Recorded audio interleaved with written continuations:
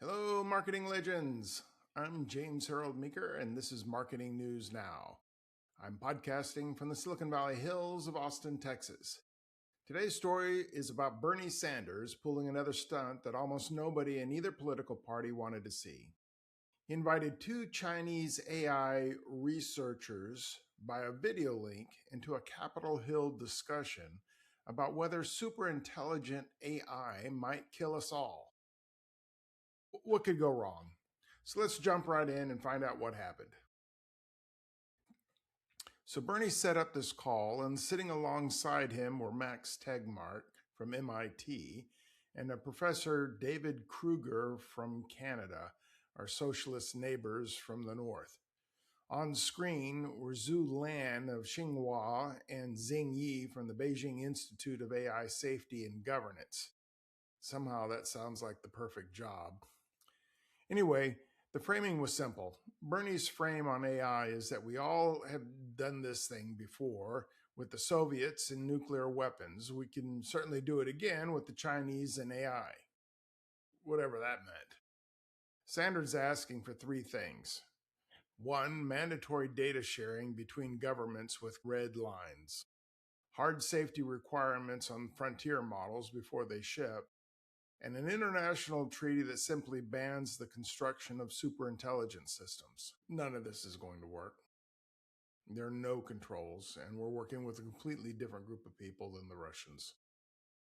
Treasury Secretary Scott Bessent called it inviting foreign nations to tell America how to regulate its own technology. The White House lined up behind that view pretty quickly. The AI conversation in Washington, D.C. has been all about a tax credit fight dressed up as a geopolitical conversation. Build more data centers, train bigger models, beat China. Some might think that Sanders is brave, saying out loud what many are actually thinking. The race itself might be the real danger. In Texas, we might say, well, bless your heart, Bernie. You see, none of us remember, but those of us who read know what happened in World War I when one country had a technological advantage over others.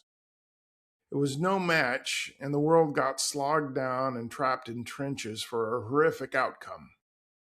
For the record, the French got a bad rap on this one. Those guys were some of the bravest soldiers until World War II came along. But that's another story. You see, knowing the outcome, but still getting on a horse to challenge a machine gun nest with a bright white, red, and blue uniform is insanely brave. Our place in the world is constantly being challenged. And it's not okay to get on a horse with a sword in the next global conflict. Bernie's actions are extremely dangerous and counter to our national security. So whether or not you buy the doomer math, the pro-AI consensus is starting to crack from the left flank. Not just labor, reasonable people are concerned, and we need to understand that. Anti-data center rent-a-mobs are pushing false narratives on the impact to the consumer. At the least, expect honest questions from your clients and perhaps your board about what your AI tools actually do. Who built them? How do you protect your customer data from your AI? What are your safety measures? And whether your AI enthusiasm makes the company look reckless. Be honest and as clear as possible when responding. This is really important. Here's today's pro tip. Stop letting your vendors or what's going on in the social media decide your AI story. Write your own AI governance yourself and be transparent. Be the first to the party on this one. What you use, what you do not, and why a customer should trust the difference, they're critical elements. The arms race framing has held the floor for the past 2 years and expect it to be challenged for the next 2 more, but it will be around. Take it or leave it.